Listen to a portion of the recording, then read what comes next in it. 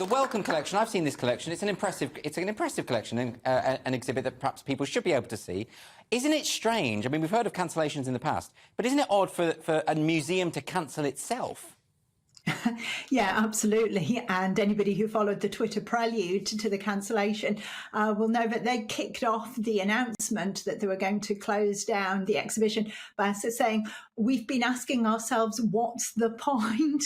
You just can't think of a more kind of Philistine or nihilistic question for museum curators to be asking themselves. It's like, teachers talking about education, asking themselves, what's the point? You think if you haven't got an instinct that you think the past is worth preserving, that there's something interesting that you think might inspire or fascinate people who come to see the exhibition, then, you know, that's what you're left with, asking yourself, what's the point? But I think it just really shows their complete ignorance and a real kind of dangerous level of philistinism for the future of humanity, really. It's not in safe hands with the likes of them. Why is it always the case that it seems to be these custodians of knowledge and tradition and history that are the first to sort of decry it? I mean, you'd think they'd go into another profession, right? Yeah, absolutely. I mean, I think there's a couple of things that lie behind it. One that strikes me is actually not just contempt. Well, the first is contempt for the past. They judge the past by the standards of today, and they find it's wanting. I mean, funnily enough, people weren't as woke in the past as they are now, and the museum curators, they can't cope with that fact, and so they close it down. But I think the other side of that coin is that there's complete contempt for people in the present day, for the people who might be going to museums. And I think there's the kind of cancellation, the self-cancellation, if you like, is driven by this real fear that members of the public might go and see this exhibition and actually draw their own conclusions, and in so doing draw the wrong conclusions. I mean, I think we've all got used to going around museums and art galleries nowadays and seeing kind of acres and acres of text that you're expected to plough your way through, these kind of explanations that tell us everything that's bad and wrong and racist and sexist and ableist and all the rest of it about what we're about to see.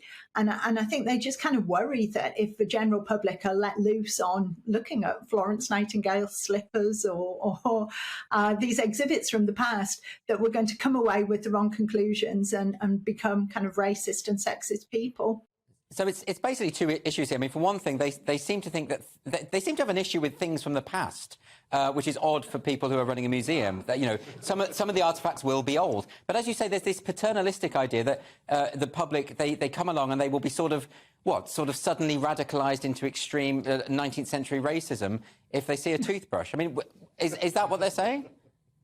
It seems to me that that's the only conclusion you can draw from this, that there is contempt for the public. And like I say, they've tried to contextualise things. And I think if this was just the Wellcome Trust, you know, we'd perhaps shrug our shoulders and say, well, this is perhaps just a one-off. But the fact is, we're seeing this in museums up and down the country, not just museums as well, but statues in the public square, in art galleries, in theatres, and everywhere where there's something that comes from the past, there's this kind of real problematizing of it.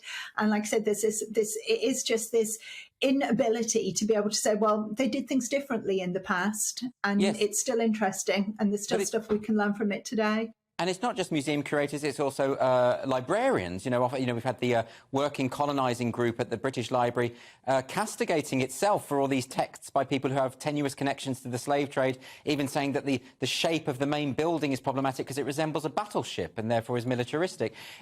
Can we not do anything about this kind of thing? I mean, this strikes me as very infantile. It strikes me that these people shouldn't be in these jobs. Is there no way to sort of, I don't want to use the word, but yeah, I will, purge the museums and libraries of these ideologues? Well, you would hope so. I mean, unfortunately, these are the people who are in charge of our cultural institutions nowadays. I mean, I've termed them vandals in the article I wrote about this on Spiked. They are cultural vandals, and they shouldn't be let within a mile of a museum, as far as I'm concerned, because they show absolutely no respect for the exhibits. I mean, the opposite. They show utter disdain for the exhibits and the books, the artifacts that they're expected to be preserving. I would love to completely have an overhaul, a purge, as you say, and put people in charge who actually do have a modicum of respect for the exhibits they're supposed to be displaying. But I think this is so tragic for humanity. It's all of our loss that this is taking place, because we could learn from these exhibits. I don't think people do look at objects in the past and come away thinking racist thoughts. We're not that stupid. People are far more intelligent than curators give us credit for.